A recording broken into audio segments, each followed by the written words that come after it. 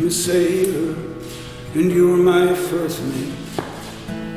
We signed on together, coupled our fate.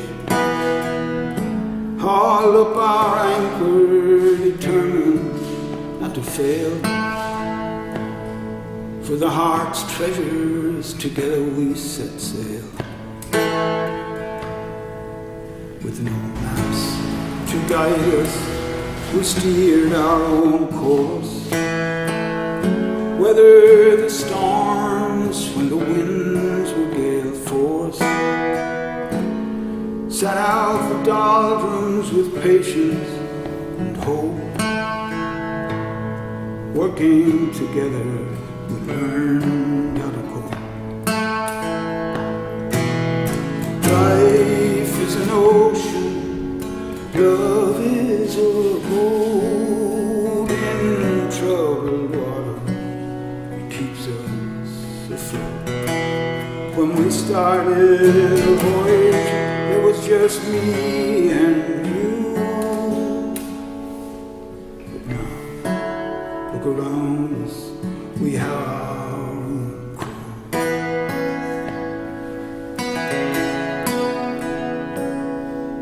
Together, we're in relationship, built with care to last the whole trip. Our true destination's not marked on a chart, but we're navigating for the shore of the heart. Life is an ocean, love is a boat in troubled water. It keeps us afloat. When we started the voyage, it was just me and you. Look around us, we have our crew.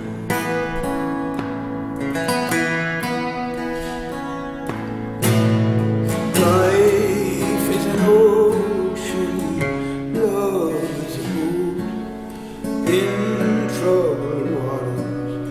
It keeps us afloat. When we started the voyage, there was just me and you. But now, look around us, we have our crew.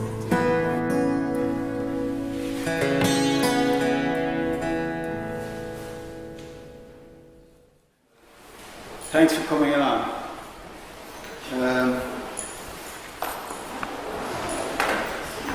I always feel an invitation to a book launch is a bit like an invitation to a wedding, you know. It's kind of a double-edged sword, really, isn't it? But anyway, I'd start off with the journalistic thing. What is it about the pyramid you turn it upside down? There's a few very dark chapters that introduce this book. But this is kind of where it's heading. It's in search of this kind of wonder, if you like. And I put an excerpt, I put a section of this chapter into the paper last week, into the Post. And luckily they put it in. But this is a more full version of not quite the full, because it would take up too long to read. But basically, a friend of mine rang me out of the blue and asked me to go to submit a proposal to the committee who were organising the Volvo Ocean Race to come into Galway, to sing the voyage down on the harbour, or down in the dock area, while the boats were coming in. And I followed it up for a number of months. and went to the committee. I even went to the harbour master, Brian Sheridan, and Brian weighed in behind me, and the committee seemed to be weighing in behind me. They even came along to a gig I did in Galway. It's strange, actually, when I play in Limerick, the last few times, it's a bit like your man in the Bible, isn't it? Every time I come home, the crowds get small. But anyway, you wouldn't expect a big crowd for a book launch, especially for a folk singer, maybe. But anyway, that whole proposal went off the rails, and I ended up feeling fairly sour after it because I pursued it so much. But I firmly believe that there's some kind of meaning to life, and that there's a spirit there that conducts things. And 3 months or 3 years after I lost that commission to do the Galway Ocean thing in Galway, I got a brown envelope out of the blue from Derry inviting me to come to Derry because they were putting on the Volvo Ocean Race event. It was coming to their town, and they were having a big maritime festival to go with it. And when we got there, or a few days before we got there, I got another call asking me would I mind singing the voyage down in the marina area where the docks or the boats, the clippers they call them, were going to be setting off down the Foyle and back out to sea. And I jumped at the opportunity, and we had to go up the evening before because it was an early event. And my daughter came with me because she was playing on another event that I was doing on a main stage in the festival.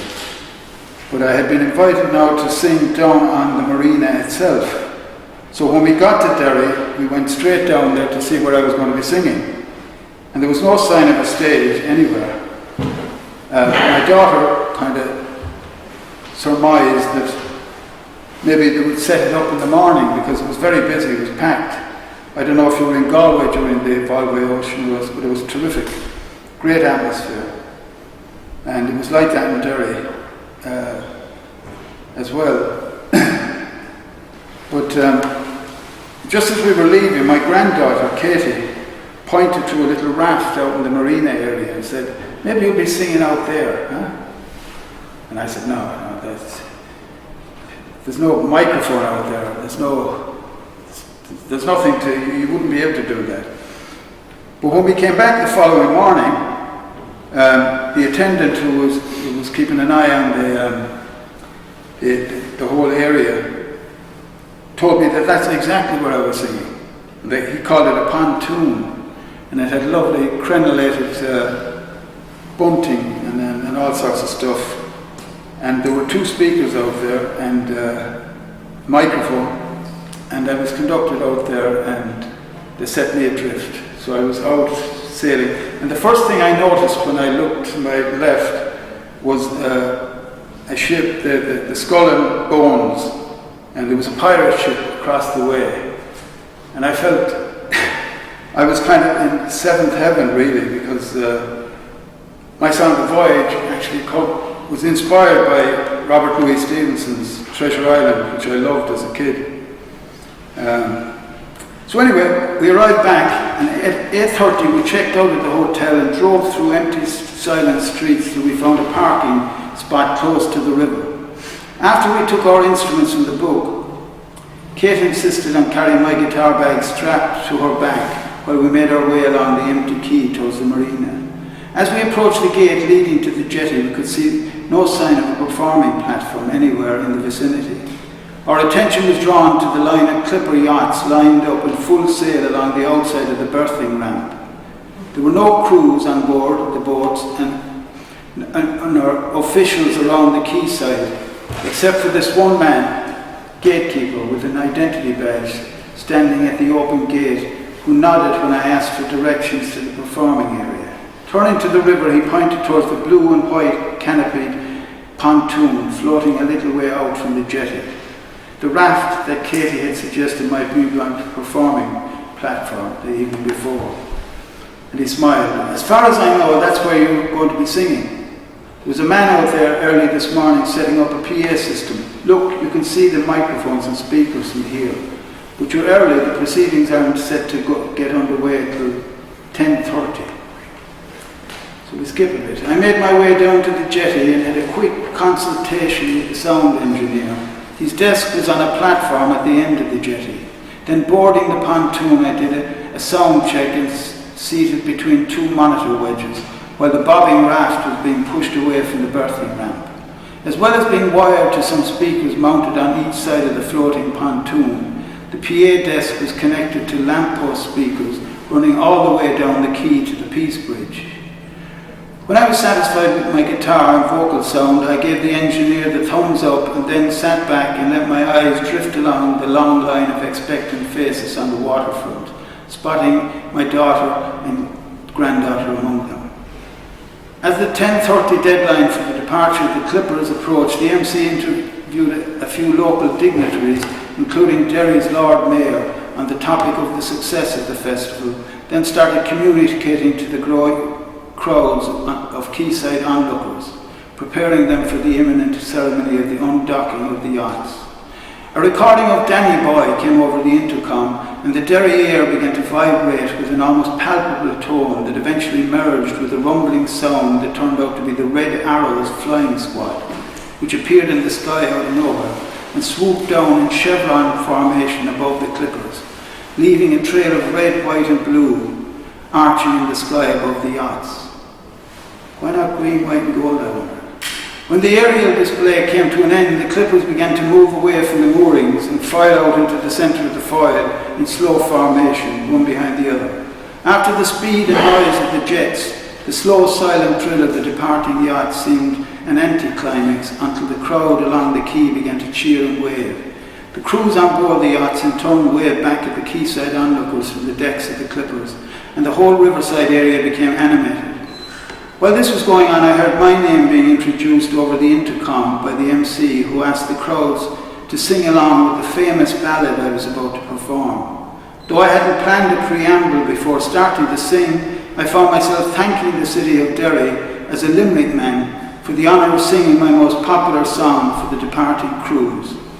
A tremor entered my voice as I started to sing, but my nerves steadied during the opening verse. When I reached the first chorus, I looked along the quayside and noticed that many of the onlookers were singing with me, though I could barely hear their voices. By the end of the second chorus, the whole stretch of the crowd, as far as the eye could see, had joined in and were singing and swaying to the rhythm I was strumming on my guitar. As a final flourish, I glanced over my shoulder and gave a nod in the direction of the departing yachts, while hitting a final chord and raising my vocal tone to a higher pitch. Love is a boat, bon voyage. Anyway, to cut a long story short, the following morning, a front page feature in the Belfast Telegraph headed "Legendary Send-Off" as thousands bid farewell to Clipper yachts, described how local singer-songwriter Johnny Duhan performed his hit "The Voyage" during the Parade of Sail. After the way I emphasised my Limerick origins while introducing the song on the pontoon, I'm not sure how the journalist got his facts wrong, but given that the city of Derry afforded me one of the highlights of my career, I felt more than happy with the adoption. So that's the end of that one.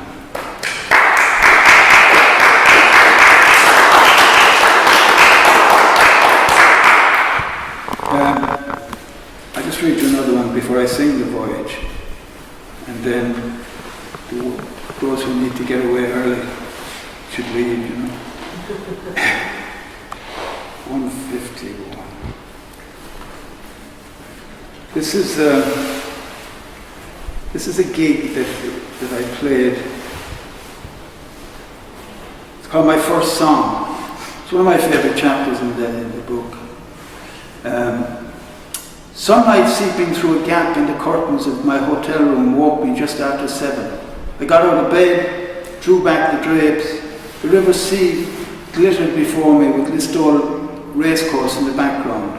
An elderly man walking a dog on the narrow pathway by the riverside brought John B. Keane to mind.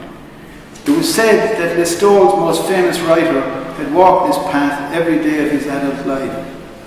During my performance in St. John's Art Centre the night before, I had drawn on a wry remark made by John B. on the Late Late Show a few years before he died as an opening joke before singing The Voyage, the title song of my show. Marriage is an ongoing war in which there are occasional outbreaks of peace. The quotation drew the expected laugh from the small crowd and paved the way for the night's artistic success, which compensated somewhat for its commercial failure. After dressing, I totted up my earnings for the night before, €75 on CD and book sales and 200 representing slightly more than the 70% of the door, which the manager of the centre, Joe, was generous enough to give me. After deducting my various expenses, I calculated that my profit for the night was roughly €120. Measured against 2 days travelling plus practice time, the sum amounted to mild depression. During breakfast in the near-empty dining room downstairs, I recalled a burning sensation that had come over me just before I went on stage the night before, after I learned that less than 20 people had shown up to see me. I had experienced this feeling many times in the past in similar circumstances, but never with such intensity. Thinking back on it now, as I swallowed some hard-boiled egg, brought to mind a passage from Dante's Purgatory, where the poet is forced to step through fire to purify himself before entering Eden to meet Beatrice. The spotlight I had stepped into the previous night more than singed my pride, but once I made my eye contact with the small audience and cracked John B.'s marriage gag, I gained courage to put my heart and soul into singing The Voyage with more spirit than I'd ever sang in the past. And I went on from there to give one of the most intense shows of my career, singing the many songs I've written over the years on family relationships and family history, including a song called Inviolate, which I had never sang on stage before because of personal family revelations exposed in the raw lyric. The loud round of applause I received took me by surprise, and after the show, I was deeply affected when an elderly lady who had attended my performance with her daughter took the trouble of coming to my hotel just to let me know how moved she'd been by the song. I recalled her sunken eyes on the verge of tears as she complimented me, and I guessed that the song's lyric, written for a deceased brother of mine who died before I was born, had resurrected some similar tragedy from her past. Reflecting on this now, as I munch toast and sip coffee, gave me a feeling of elation, far beyond any feeling of success money might bring. So we'll sing the song.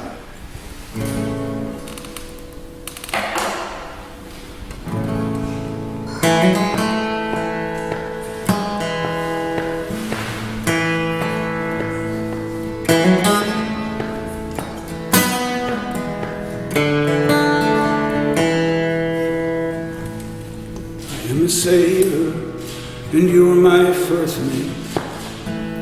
We signed on together, coupled our fate, hauled up our anchor, determined not to fail. For the heart's treasures, together we set sail, with no maps to guide us. We steered our own course, weathered the storms when the winds were gale force, sat out the doldrums with patience and hope. Working together, we learned how to cope. Life is an ocean, love is a boat in troubled water. It keeps us afloat. When we started the voyage, it was just me and you. But now, look around us, we have our own crew.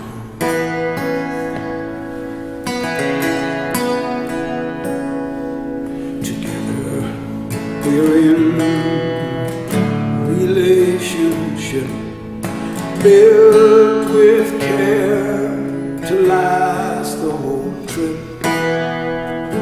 Our true destination's not marked on a chart, but we're navigating for the shore of the heart. Life is an ocean, love is a boat. In troubled water, it keeps us afloat. When we started the voyage, there was just me and you. Look around us, we have our crew.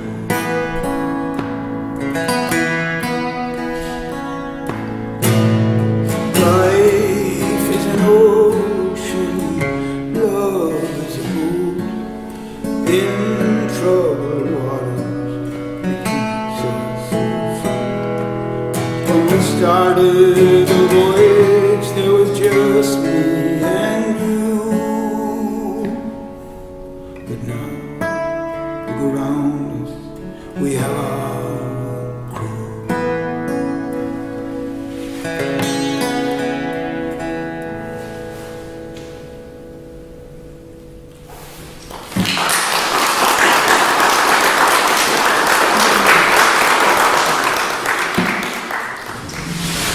There was a time when I used to play in pubs, but I stopped after this particular gig. This one's called The Cup, and it starts off like this.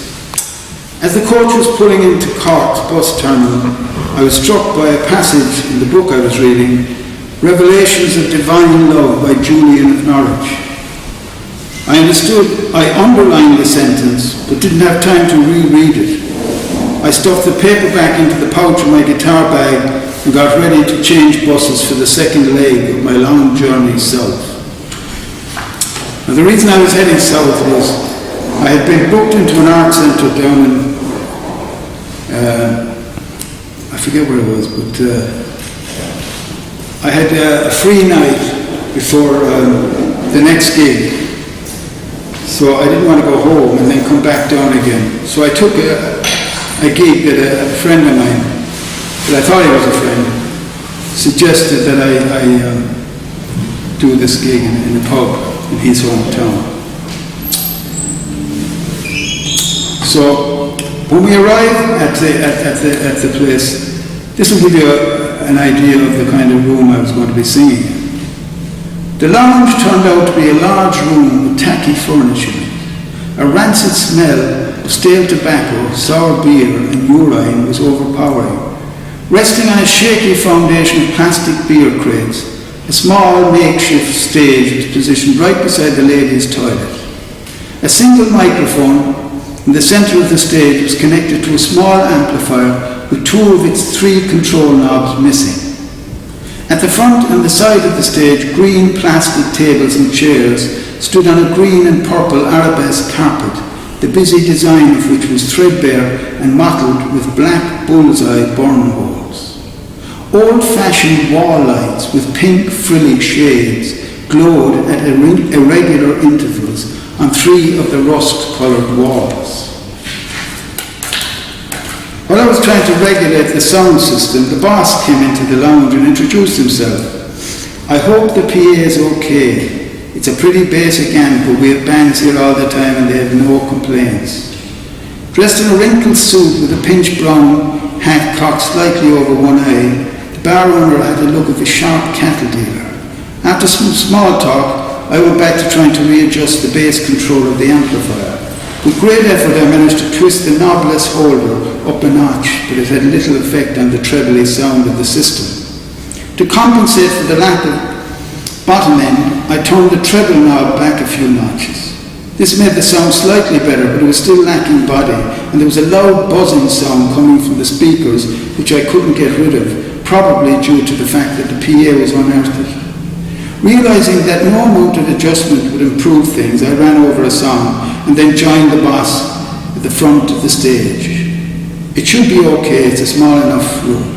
The boss squinted beneath the rim of his hat. We've had a fair bit of interest. We're hoping for a big turnout. I took the bull by the horns. We've no cover charge, I noticed. The boss shifted the hat further down over his eye. Punters around here are a bit shy of cover charges. I know you said you wanted one, but I was afraid it might frighten them off. I don't mind paying you from the till. It's not that. Cover charges let people know it's not just background music they're coming to hear. It also keeps out troublemakers. The boss forced a laugh. You needn't worry about that. I have 2 strong bucks, Patsy and Jamesy, who take care of any rowdies we get in. Realising that it was pointless pursuing the matter, I headed off to the nearby B&B that was booked for me.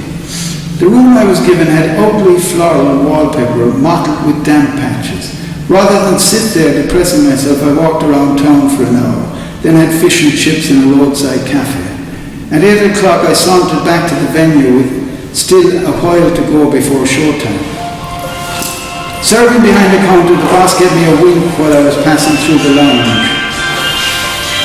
Give it another 15 minutes, the crowd hasn't started coming yet. I sat in the dark corner of the lounge, sipping a glass of water, taking deep breaths in fearful anticipation of having to play to an empty house. As the minutes dragged by, a few people came in and sat at the tables furthest removed from the stage. The boss arrived looking depressed. You might as well start. The noise might bring in a few more in from the bar. Reluctantly, I got to my feet and started heading towards the stage. A loud commotion started up behind my back. As I turned to see what was up, the lounge door burst open and a crowd of 30 or 40 came clamouring into the room, with the fellow waving a silver cup hoisted above their shoulders. One of the groups spoke to the boss, then the cup was passed behind the bar while it was filled with a mixture of beer and spirits. I backed away from the stage and stood outside the ladies' toilet watching the cup being passed around.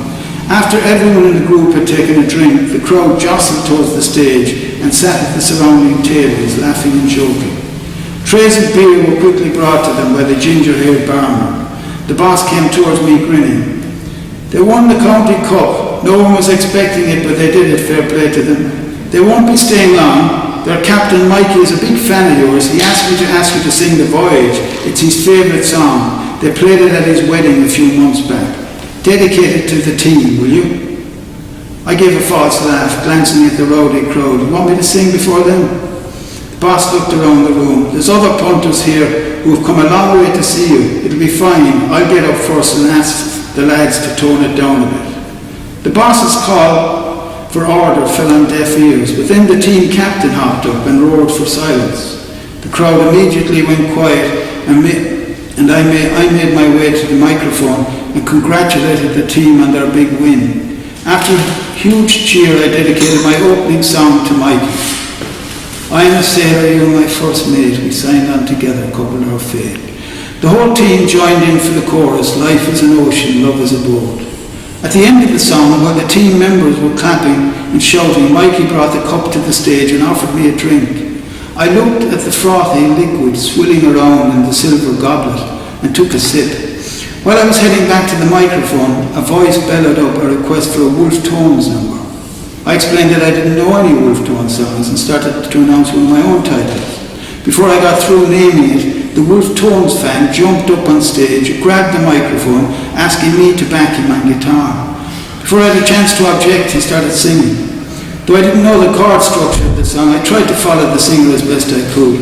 Midway through the first verse, he dropped a couple of tones, wavered for a line or two, and then went back up and wobbled in high C till the end of the song. Amazingly, the crowd gave the chance of a loud round of applause.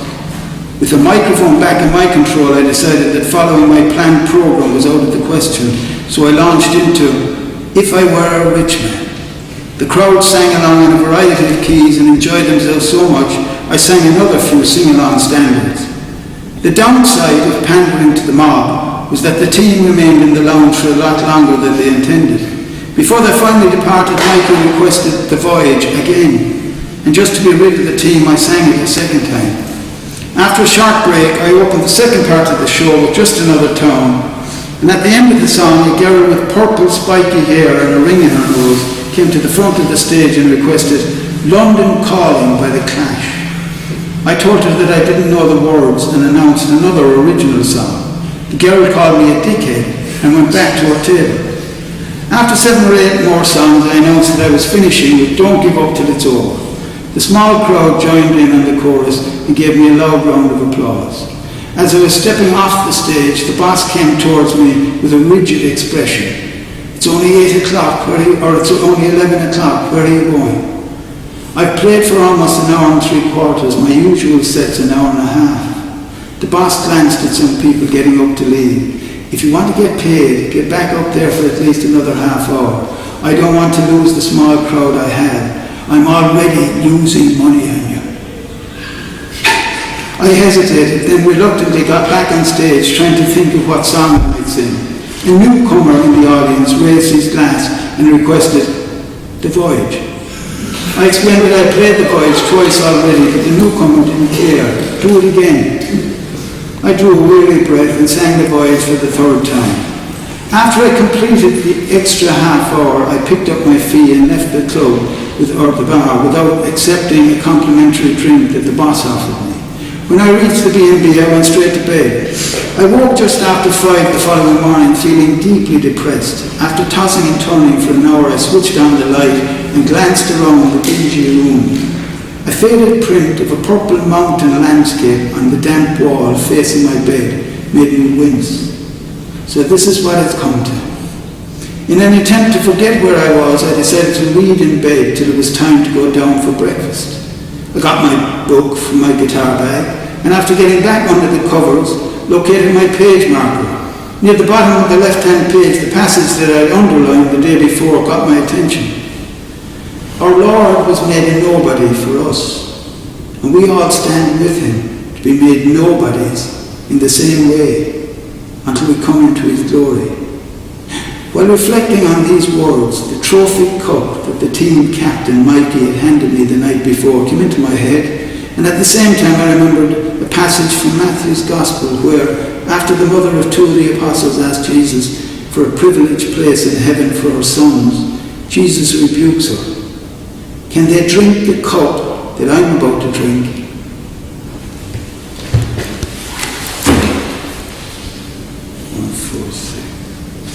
Yeah.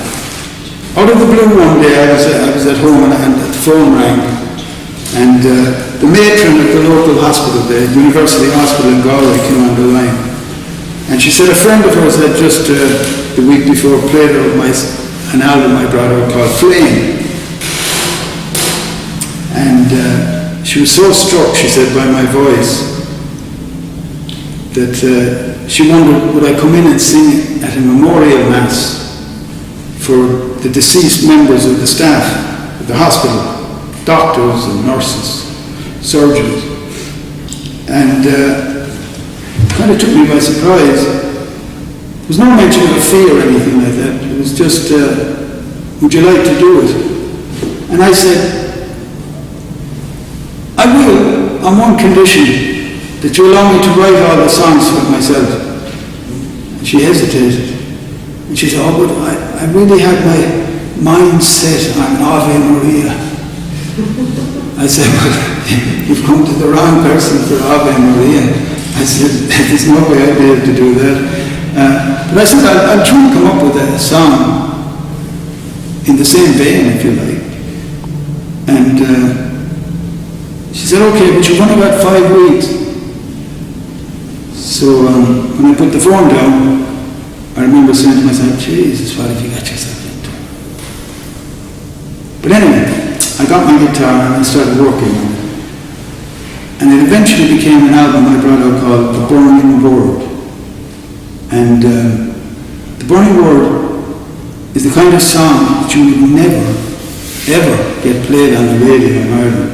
It actually got me in for trouble with a DJ who's from RTE, who was based on in Cork, because a fellow who likes my songs rang up this DJ one evening and he said, would you play this song for me? He said, it's one of my favourite songs.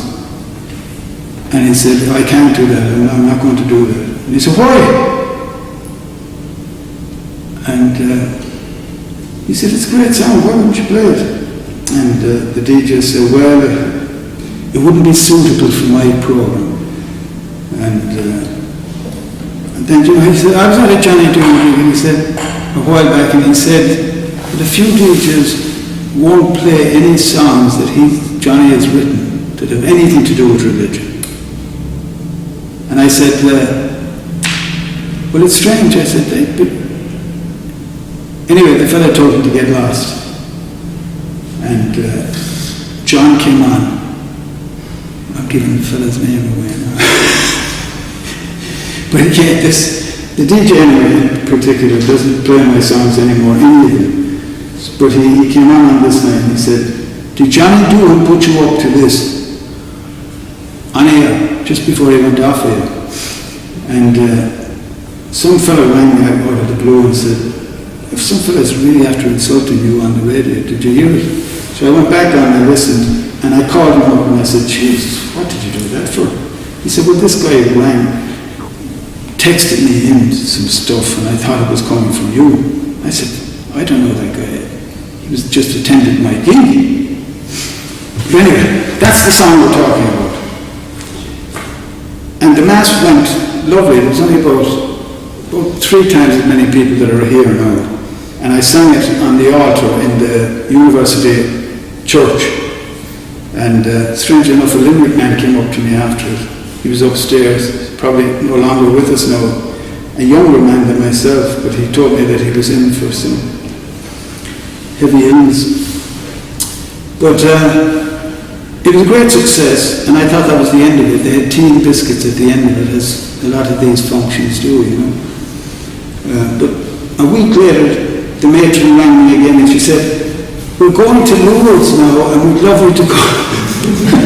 I said, I'm not really, my father was an agnostic and a very skeptical man about all these things, and he was trying to put that into me, you know. She said, but wouldn't it be lovely to sing your new song over there? And I said, it would be nice, all right. I said, we have the altar booked right in front of the grotto where Our Lady appeared. And I said, well, okay, we'll do it. And I went over there with them, and it was one of the best experiences in my life. Not because I sang at the grotto, because we didn't, because a cardinal got in a week before and elbowed us out, and the mass never took part down at the grotto. But this is, I'll read you this section and you'll see why I thought it was so. So the whole chapter is called The Procession. And they have these processions at the end of all these people, invalids going there. And they're magnificent things, really. The procession started moving very slowly. People began to light their candles around us. I lit mine and helped Deirdre light hers. In the growing twilight, the line of flickering flames ahead of us gave the proceedings a fairy tale quality. Leaning on her crutches, Deirdre inched along beside me, struggling to keep her candle aloft, while at the same time maintaining a hold of the handles of her crutches. This is my 6th trip, my 2nd on crutches. I was in one of those before that. She raised her right crutch and pointed it at a wheelchair. The first time I came in a wheelchair was humiliating. I was paralyzed from head to toe after a massive stroke. I couldn't do anything for myself. The stroke came out of the blue while I was having my tea one evening after a long day at the post office where I worked. I was 45 at the time. I'm 51 now. The thought of telling her that she looked younger than her years passed through my mind, but I didn't lie. Had you no family to support? Both my parents died the year before it happened. Maybe that contributed to it. I never married. I have a sister in Canada. She came home for a month and was great support, but she had to return to her family then. She has 6 children. How did you manage to get back on your feet? Dogged determination. Relearning how to talk properly was one of the hardest challenges. Your speech seems perfect now. Almost. She drew a long breath. I suppose I keep coming back here out of a sense of gratitude, or maybe it's fear that the bloody thing might happen again. You're a brave woman. Deirdre smiled. That song you keep singing for us, Don't Give Up Till It's Over, hits the nail on the head. It was terrific the other day at that retreat centre up in the Pyrenees, when the whole group joined in the chorus. I'll never forget that. I thought back to the moment Deirdre was alluding to, a moment that would live long in my memory also. After an outdoor mass, I sang this song as a request for a man suffering from autism, and the whole group of invalids on crutches and in wheelchairs spontaneously joined my fellow musicians Charlie and Anne in singing the chorus with tremendous spirit. Don't give up till it's over. Don't quit if you can. The weight upon your shoulder will make you a stronger man. Yeah, I'll just leave it there.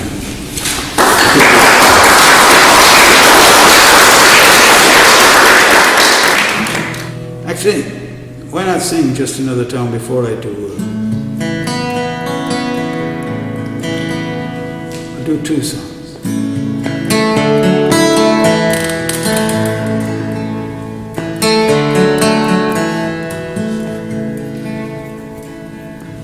The old spinster is going insane. Her next door neighbor is in church again. Two drunks are fighting down in the lane. Little children are playing again. Dogs are barking and little girls sing. And the chapel bell begins to ring.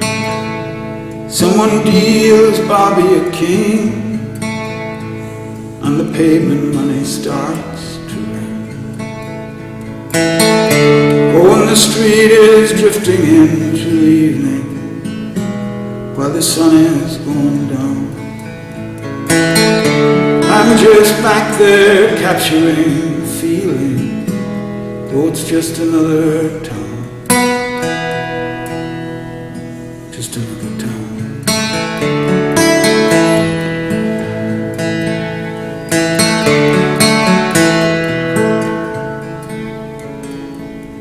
Cripple crawls up the avenue. Oh, and someone else says, how do you do? Someone kicks a ball over to you, while the sky begins to lose its hue. And a group of old stevedores from the ships come up the street bent from the hips. One takes a cigarette from his lips. Someone else drops the coin he flips. Oh, the street is drifting into evening, while the sun is going down. I'm just back there capturing the feeling, though it's just another town. Just another town.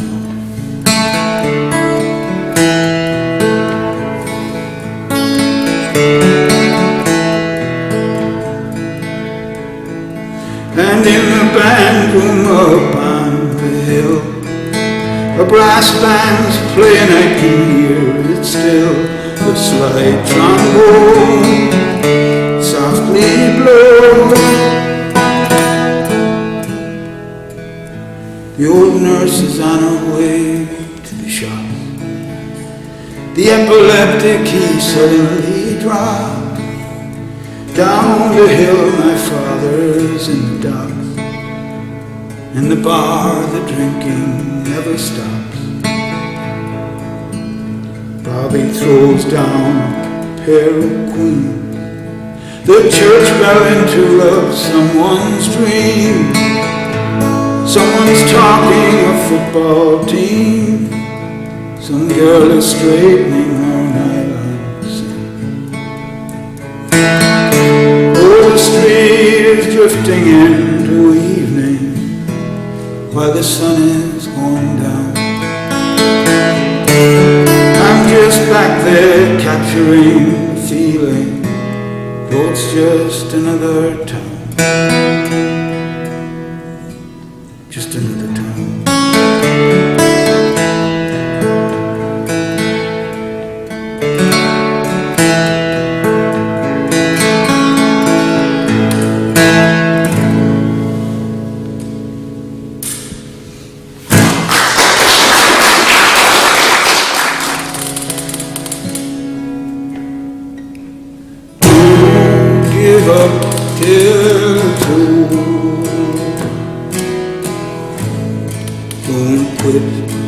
if you can, the weight on your shoulder will make you a strong man. Grasp your nettle tightly,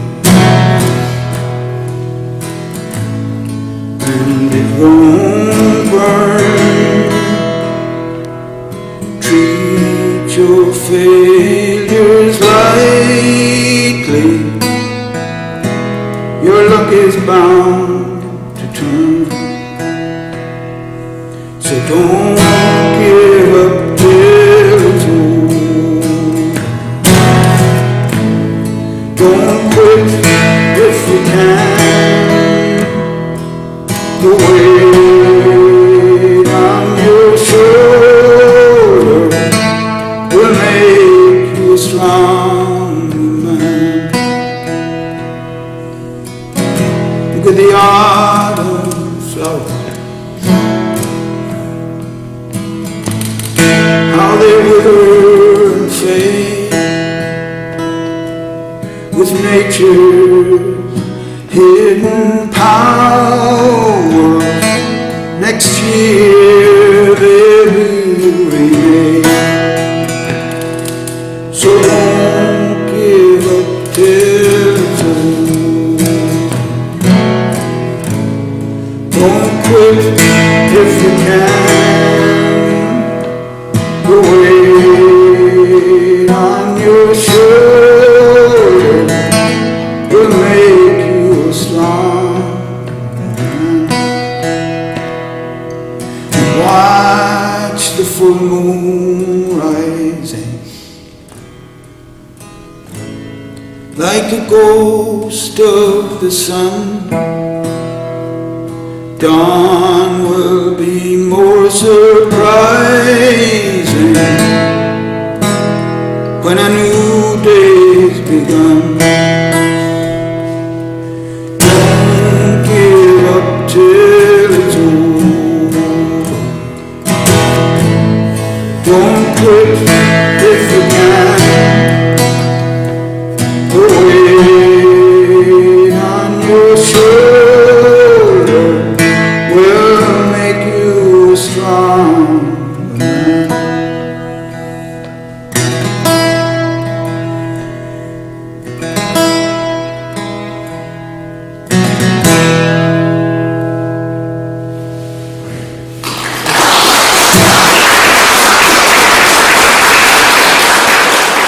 I hope you enjoyed the book, you who have got it. Thanks for coming.